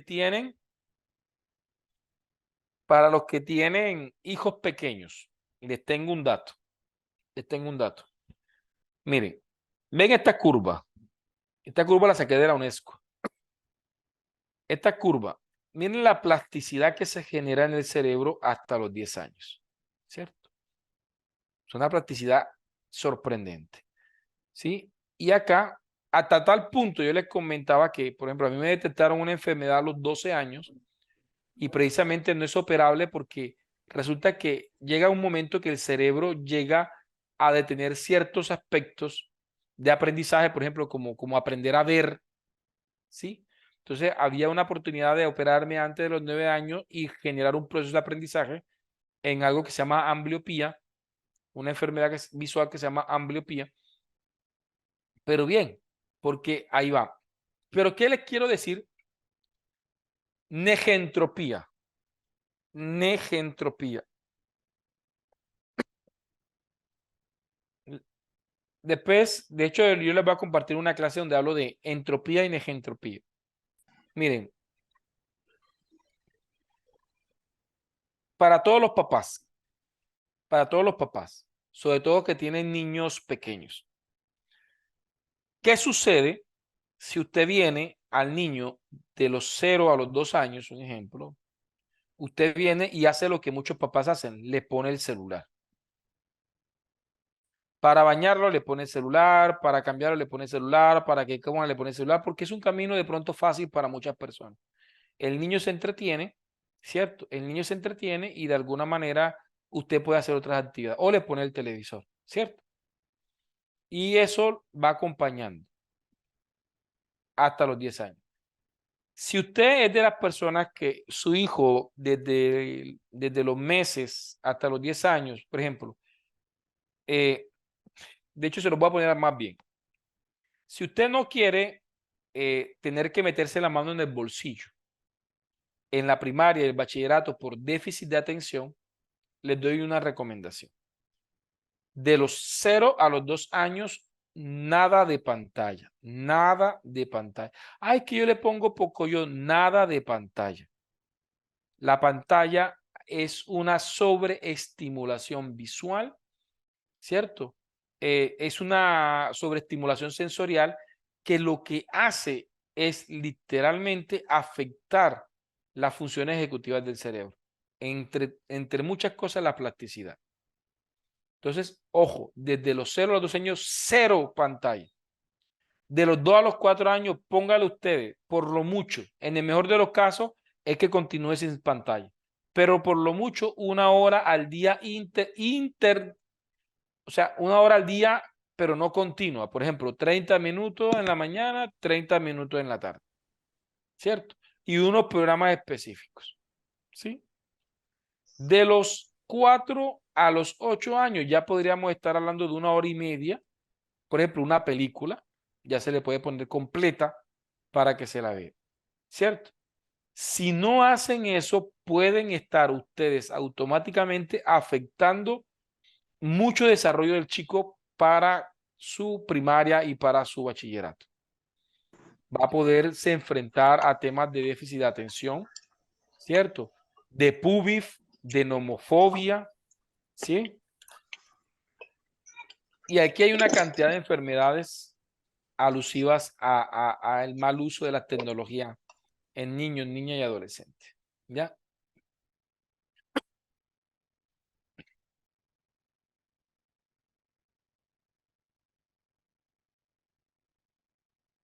Cada ser humano es único porque unos son más conscientes de su realidad y otros no.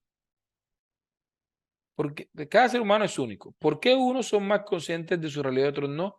Resulta fundamental lo que tiene en su corazón antes que su realidad cerebral. Pues no sé exactamente qué quisiste decir, mi estimado Rafael. Si es lo que yo entiendo, yo considero de que hay que estudiar la condición humana. Y así como, por eso es que miren, hay una palabra, hay una frase de Paulo Freire que dice, educar la mente sin educar el corazón no es educar en lo absoluto. Así que estoy de acuerdo en que el corazón, las emociones, el sentir, la dimensión espiritual es importante. De hecho, la hemos trabajado desde que comenzamos el diplomado. Sí, pero ahora tampoco todo va a ser, o sea, hay que tener en cuenta, o sea, educar la mente sin educar el corazón no es educar en lo absoluto, pero educar el corazón sin educar la mente tampoco tiene mucho sentido. Por eso es que más adelante vamos a hablar de un concepto que se llama sentipensar. Es decir, tenemos que educar tanto la mente como el corazón de manera conjunta. ¿Sí?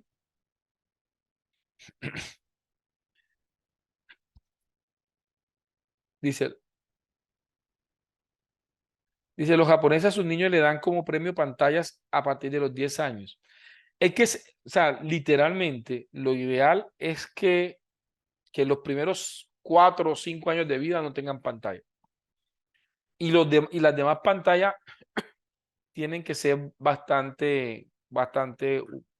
tiene que trabajarse de una manera muy estratégica. Hay que cuidar mucho a nuestros niños y niñas. Hay que cuidarlos mucho de las redes sociales. Hay que hacer un trabajo muy importante con eso. Así que les motivo. Ok. Entonces veamos, vamos a hablar aquí. Entonces la plasticidad juega un papel importante para nosotros como maestro. Ahora, quiero mostrarles algo. Por ejemplo, yo he tenido la oportunidad de tener en un salón estudiantes de 20 años estudiándome con estudiantes de grado de 40 años, por ejemplo. ¿Cierto? Porque de pronto, por ejemplo, yo doy clase en ingeniería y tengo estudiantes que de pronto ya tienen 40, 45 años y están buscando ser ingeniero como un sueño de ser profesionales. ¿Sí? Y debo confesarles algo, que en algunos casos, no en todos, muchas veces estos estudiantes de 40 años, ¿sí?, cuya plasticidad cerebral es inferior a los de 20, terminan obteniendo mejores resultados, que los estudiantes de 20 años, que quizás terminan teniendo un resultado regular. Ay, profe, pero entonces, ¿qué pasa ahí? Si usted nos acaba de decir que entre menor edad, más plasticidad y menos esfuerzo para aprender. Así es. Pero ustedes también lo han dicho. Y es que hablamos del esfuerzo. Resulta que a los 40 años o una edad adulta, pues también tenemos que hablar de una variable, y es que ya los sujetos están o deberían estar pasando por una madurez. Madurez que no necesariamente está presente en los chicos de 20. Entonces, los chicos de 20 biológicamente tienen las habilidades de aprender de manera más fácil que una persona de 40. Sin embargo, tienen muchos más distractores. A los 20 años son un cóctel de hormonas. A los 20 años están muchos de ellos viviendo a plenitud su sexualidad. A los 20 años muchos de ellos están precisamente explorando o conociendo el mundo y lo que el mundo les ofrece en términos de entretenimiento.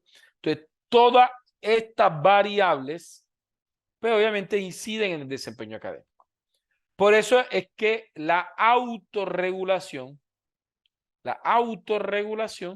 se termina convirtiendo en una variable fundamental para el aprendizaje. Quiere decir que podemos tener personas que pueden tener hasta 60 años que estén dando mejores resultados en temas de aprendizaje que alguien de 20. Pero no tiene que ver por la plasticidad cerebral, tiene que ver por los niveles de autorregulación, por la edad, por los compromisos, por la madurez, por las etapas ya quemadas. Estas personas tienden a ser más autorreguladas. ¿Sí? Dice Rafael, los rasgos de personalidad se definen de 1 a 7 años. Si su perturbación emocional es muy profunda, hay problemas de funcionales en su rasgo de personalidad. Es que hay muchas cosas que se trabajan. Miren, yo les voy a confesarles algo. Yo a mis hijos, a todos, los he metido en preescolar pasado los 5 años. ¿Sí? Yo reconozco que ahí también hay un tema circunstancial. No todos tienen esa posibilidad. ¿Sí? Por temas laborales, económicos, muchas cosas de pronto les impiden desarrollar procesos formativos en casa. Pero a mis hijas y a mis hijos van por el camino hasta los 5 años, desarrollando procesos formativos en casa. ¿Por qué? Porque lastimosamente en las escuelas y en los jardines infantiles hoy día, la prioridad es que el niño lea, la prioridad es que el niño memorice, y eso va en contravía de un desarrollo asertivo, ¿cierto? En estos años, el niño tiene que desarrollar, ¿cierto?, su motricidad, ¿sí?, con libertad, tiene que desarrollar sus emociones, como dice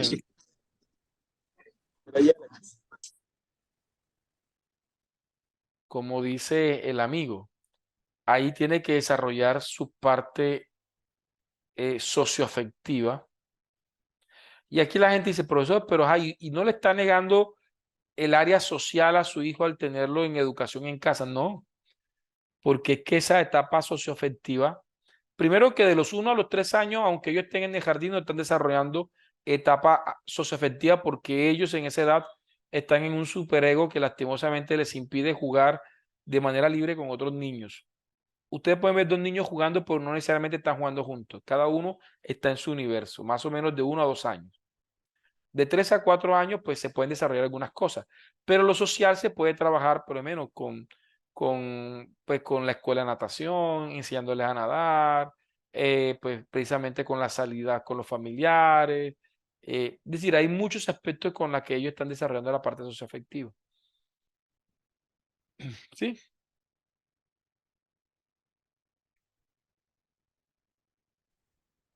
Dice Vergel de Jesús, empecé a estudiar finanzas a los 30 años, obtuve buenas calificaciones y competencias que me permitieron lograr el éxito en el sector financiero.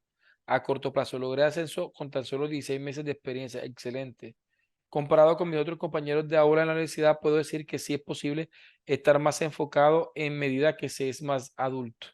Entonces, Ahora podemos encontrar pelados de 20 años que están más autorregulados que una persona de 40. Es decir, que aquí más que la edad son las habilidades del sujeto en términos de autorregulación. Que asumimos que entre mayor edad, como dice Ever, entre mayor edad, pues uno espera que la persona sea más autorregulada, más madura. Pero casos hay, ¿cierto? En lo que no necesariamente la edad equivale a madurez. Ok. Entonces vamos a hablar de varias funciones ejecutivas. ¿Sí?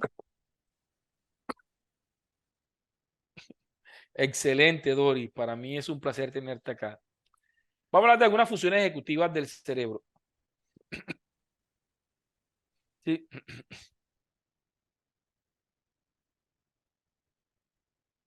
Vale. Entonces veamos lo siguiente. Hablemos de una función ejecutiva del cerebro. Esto me lo voy a saltar. Pero ya hemos dicho, ya hemos hablado, esto es una actividad que vamos a hacer, pero no nos va a dar el tiempo. ¿Sí? Y quiero mencionarles algo. Uno, funciones ejecutivas del cerebro importante que tenemos que tener la memoria, ¿cierto? Y la memoria es la capacidad que tenemos de poder preservar con el tiempo una información suministrada o almacenada en el cerebro, ¿cierto? Ya eso lo hemos conversado, que el cerebro tiene la memoria emocional, la memoria declarativa o explícita, que es la cognitiva, y la memoria procesal, ¿cierto? También hablamos, y aquí les traigo un ejercicio de memoria, pero no lo vamos a desarrollar por temas de tiempo, ¿sí? Que es para ver cuánto de pronto logran recordar en un momento determinado. Sí, por ejemplo, en este caso que yo les trabajo en una segunda función del cerebro que es la percepción. Entonces uno está en la memoria, que es la capacidad que tenemos de recordar cosas, ¿ya? Y esta puede desarrollarse de manera consciente e inconsciente. Dos, tenemos la percepción, que es la manera como percibimos los problemas. Por ejemplo, aquí le digo, moviendo un solo fósforo a cualquier lugar, ¿cierto? Trate de darle sentido lógico a la operación. Entonces las personas van a intentar resolver este problema. Eso viene de una función ejecutiva que se llama la percepción, ¿cierto? ¿Sí? ¿Qué es la percepción? Entonces, si alguno de ustedes dice, profe, si yo cojo este fósforo y lo pongo acá, entonces sería 5 más 4 es igual a 9. Perfecto. Pero no solamente será la única solución. Si alguien mueve este fósforo acá, sería 0 más 4 es igual a 4. Es decir, pueden haber un mismo problema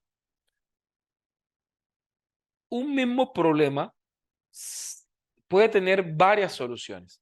Y esto tenemos que tenerlo como profesores. A esto se le llama percepción. Entonces, la percepción es cómo percibimos la realidad y cómo intentamos buscarle solución a la realidad. ¿Ok? Entonces tenemos la memoria, que es la capacidad de recordación, la percepción, que es la capacidad cómo observamos el mundo y cómo resolvemos o interiorizamos el mundo. Eso se llama percepción. ¿Ya? ¿Ok? Y está el tema de la atención. Aquí en la atención, quiero centrarme un momento, ¿cierto? Quiero centrarme un momento. ¿Sí?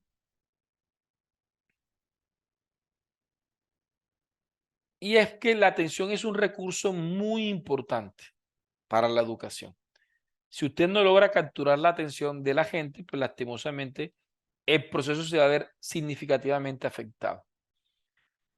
Se entiende la atención como la fuerza cognitiva que nosotros desarrollamos para poder filtrar información del ambiente. ¿Y cómo lo filtramos? Con los sentidos. ¿Sí? Les voy a poner una pequeña prueba. Les voy a poner una pequeña prueba de atención. ¿Sí? Así que me prestan toda su valiosa atención. ¿Sí? Les voy a poner un video. En ese video, ¿sí? En ese video van a ver dos equipos de baloncesto. Un equipo blanco y un equipo negro.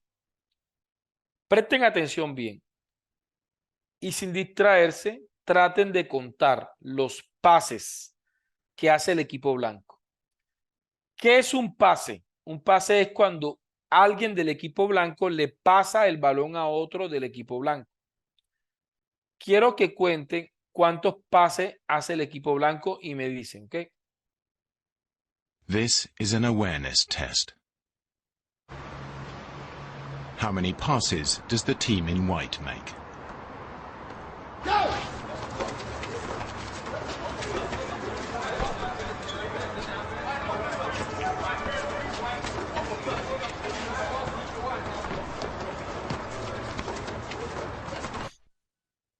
The answer is 13. Vale. Ah, pero aquí ya, aquí yo me alcancé a equivocar. Bien, ¿cuántos pasos contaron? Aunque ya lo mencionó el sujeto. Dice Mariela 11, 12, 14, 13, 13, 13, 13, 13, 13, 13, bien, 13. Vale, pues ahí yo mismo saboteé el ejercicio porque dejé que dijeran dice Marcia, 4 pases. Eso debe ser por la conexión. Vale, perfecto. Ok. Bien, pues. Dice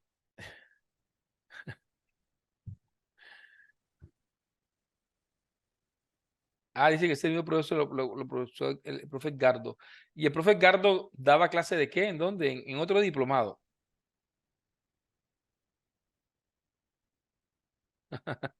Sí, yo no presté atención. Vale, pues bien. En la universidad. Bien, ok. Les pregunto, así que Arle, no puedes participar. Les pregunto, ¿cuántos de ustedes alcanzaron a ver a una persona disfrazada de simio bailando como Michael Jackson al fondo? ¿Sí? ¿Cuántos de ustedes alcanzaron a ver? ¿Cuántos alcanzaron a ver a un sujeto bailando en el fondo?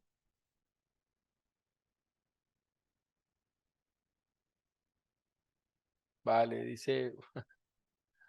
Vamos a poner nuevamente el video. Vamos a poner nuevamente el video, ¿ok? Ahora presten atención. This is an awareness test. How many passes does the team in white make?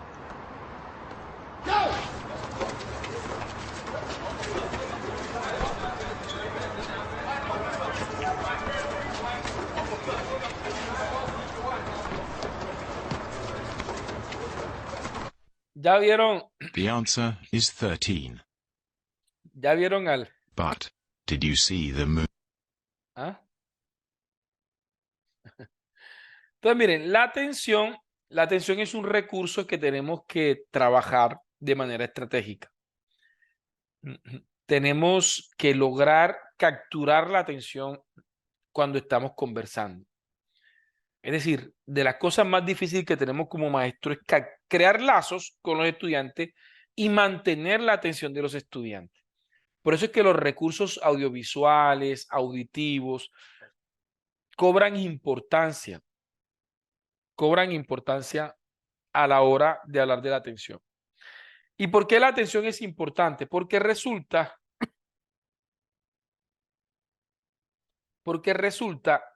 que el cerebro, mejor dicho, más bien, los sentidos captan, reciben más información del entorno de lo que nuestro cerebro puede procesar en un momento determinado. ¿Sí?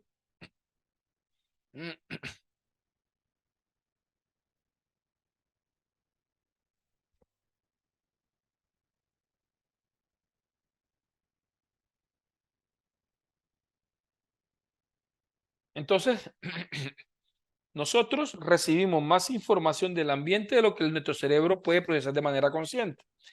Así que tenemos que cuidar mucho los sentidos. Tenemos que cuidar mucho los sentidos, porque si nosotros no nos los cuidamos, vamos a autosabotear nuestras clases. Si se dan cuenta, veamos esta presentación. No sé si se dan cuenta de esta presentación. ¿Se dan cuenta que el color de la pantalla es negro, del fondo es negro, y hay un contraste con los elementos? Las palabras claves, que son cerebro y sentido, están en otro color, y los elementos que le constituyen en una balanza, que es una metáfora, con respecto a que los sentidos reciben más información de lo que el cerebro puede captar, ilustra de manera asociativa algo. Entonces se dan cuenta del recurso con el que trabajo, con el objetivo de capturar su atención y que la información que ustedes filtren sea una información completamente asociativa. Que ustedes aquí no solamente se llevan una idea de que los sentidos reciben más información de lo que el cerebro procesa, sino que en este momento hay una metáfora en forma de balanza que te está indicando que definitivamente pesa más lo que los sentidos reciben de lo que el cerebro puede procesar de manera consciente en un momento determinado. No significa que no lo procese. No significa que no lo procese. Entonces, precisamente, como la atención es la fuerza cognitiva, yo les pedí que le prestaran atención al equipo blanco y eso invisibilizó a los demás. Y esto es lo que nosotros tenemos que buscar como personas. ¿Qué sucede cuando alguien pone una presentación que es puro texto? ¿Cierto? Entonces la persona está hablando y ustedes están intentando leer lo que dice el texto. Entonces tenemos que cuidar nuestra presentación. De allí a que mis presentaciones, todas las presentaciones, definitivamente jueguen un papel fundamental. Jueguen un papel fundamental en coherencia, color y discurso para que la cosa funcione. Tengo 5 minutos para explicar las ondas cerebrales. Así que me prestan toda su valiosa atención. Resulta que el cerebro es heterogéneo en cómo regula y en cómo procesa la información.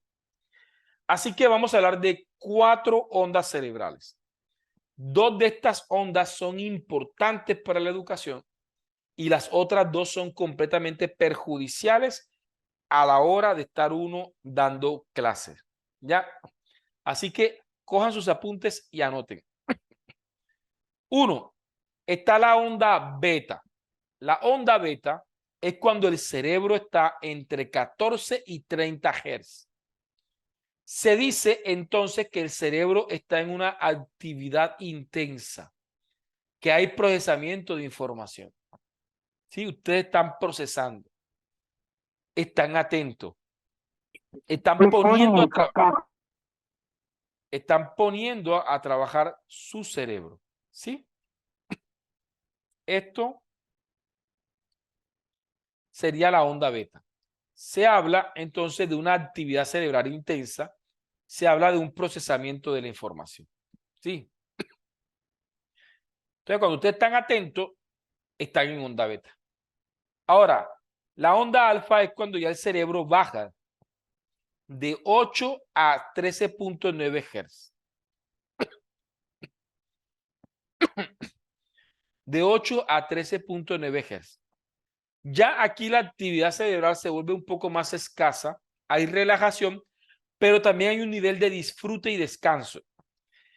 Entonces, ¿por qué esta onda es importante? Porque es una onda reflexiva. A la onda beta se le llama ventana cognitiva. Porque es la ventana que tengo, que eso va más o menos de unos 20, de entre 15 a 20 minutos. Tengo 20 a 15 minutos, que es la ventana cognitiva que el cerebro me da para dar una información o una idea clara. Después de esos 20 minutos, yo tengo que provocar una onda alfa. Ya me di cuenta que no van a comer allá, acá. Bueno, bueno, listo, ¿no? Vale. El compañero no está en onda beta. ¿Sí? Entonces, en onda beta es una ventana cognitiva. Es el espacio estratégico que tenemos para vender una idea, para llegar y sembrar una idea. La onda alfa es lo que conocemos como ventana reflexiva. ¿Sí? Entonces, aquí tenemos que garantizar que los sujetos logren asociar esa idea con una experiencia o una vivencia de ellos. Entonces, si ustedes se han dado cuenta en mis clases, yo abarco una idea, cuento una historia o cuento un ejemplo, ¿cierto? Y les presento a ustedes. Entonces ustedes comienzan, ay, a mí también me pasó igual. Y ustedes comienzan a comentar, ay, a mí también me pasó esto. porque sembré una idea en una ventana cognitiva que va entre 10 a 20 minutos y de manera inmediata desarrollo una ventana reflexiva, los llevo a que reflexionen. Los llevo a que reflexionen con respecto a la idea que hemos desarrollado. Después viene la ventana teta, es decir, la onda teta. La onda teta, el cerebro va de 4 a 7.9 Hz. Aquí ya se habla de un estado de calma profunda, de un distanciamiento mental. En la onda teta ya ustedes perdieron al estudiante. El estudiante está en una dispersión de la atención. Aquí es donde ustedes tienen que aprender a observar. Porque si ustedes pierden el auditorio, paren la clase y hagan una pausa activa o hagan una dinámica para volver a llevar a los estudiantes a la onda beta y a la onda alfa. Porque ya aquí hay distanciamiento mental. Están presentes, pero no están presentes. De cuerpo presente, pero de mente ausente, como decía la compañera de rato. Y la onda delta, que es de 1 a 3.9 Hz, es lo que conocemos como sueño. Y que ha pasado a muchas personas que los estudiantes se le duermen en clase.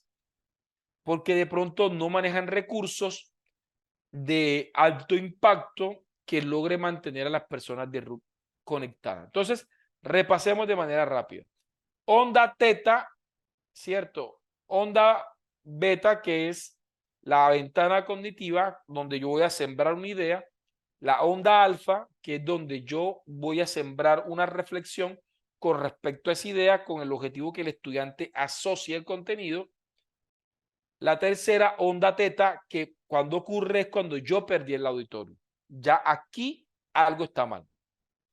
Ya, y si se me llegan a dormir, pues está completamente peor. ¿Ok?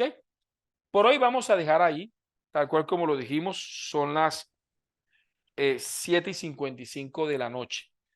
Mientras que yo voy organizando aquí para pasar al receso, me gustaría leerlos, pero antes de que hablen, de que comenten más bien en el chat, quiero informarles lo siguiente. Mañana debo venir a la universidad. Debo venir a la universidad. Entonces, yo estoy en este momento en la U. No me encuentro en mi casa como de costumbre cuando me conecto con ustedes. Debo estar acá en la universidad. Por temas logísticos debo estar acá. Entonces, ¿eso qué hace? Que no pueda estar a las 7 en punto para conectarme con ustedes. Entonces, por favor, mañana les quiero pedirle favor. Nosotros nos íbamos a conectar de 7 a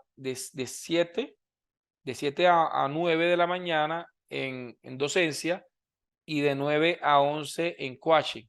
Entonces yo quería pedirle favor si nos podemos conectar de 8 a 10 y de 10 a 12. Es decir, que vamos a trabajar de 8 a 12 mañana. ¿Sí? ¿Por qué? Porque como me toca venir a la universidad, es imposible que me conecte a las 7. ¿Ya? ¿Sí? Entonces, para que lo tengamos presente, mañana a las 8 de la mañana, ¿oyeron? A las 8 de la mañana. ¿Sí? Yo lo voy a hacer honesto. A mí me fascina la clase de las 7 de la mañana porque uno se desocupa y puede de pronto aprovechar el resto del día en otras actividades. Pero el caso de mañana, definitivamente no podría conectarme a las 7 en punto. ¿Ya? Por el mismo link, sí. La única manera que cambien el link, manera que cambien el link es que algo pase con el canal. Pero usualmente es así. Mañana 8 a.m. hora colombiana. Ya cada uno, como Mariela, como los que están en Venezuela, en Ecuador, en Chile, pues cada uno según el horario en el que se encuentren, pues traten de hacer la conversión. 8 de la mañana, hora colombiana. ¿Ok? Perfecto. Entonces quiero preguntarle a ustedes si la clase se entendió hoy, cómo se sintieron, ¿sí? Hay muchas cosas que decir, ¿cierto? Sí, hay bastante que decir. Así que vamos a estar.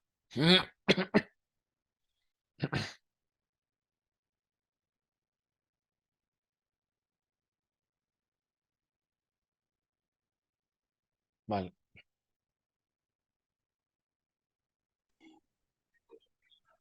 Ve, bibliografía de este tema, me dice Henry. Como bibliografía del tema, les sugiero pedagogía. Hay un libro que se llama Pedagogía Emocional de Chabot y Chabot. Ese libro explica muy bien, sobre todo para hacer un primer libro de neurociencia, ese le recomiendo mucho. Pedagogía Emocional de Chabot y Chabot. ¿Ok? Sí. Vale. Entonces, vamos acá. Voy a poner. Son las 7, son las 8. Entonces, les voy a pedirles 10 minuticos de receso para comenzar con branding. ¿Oyeron? Para comenzar con, para comenzar con la clase.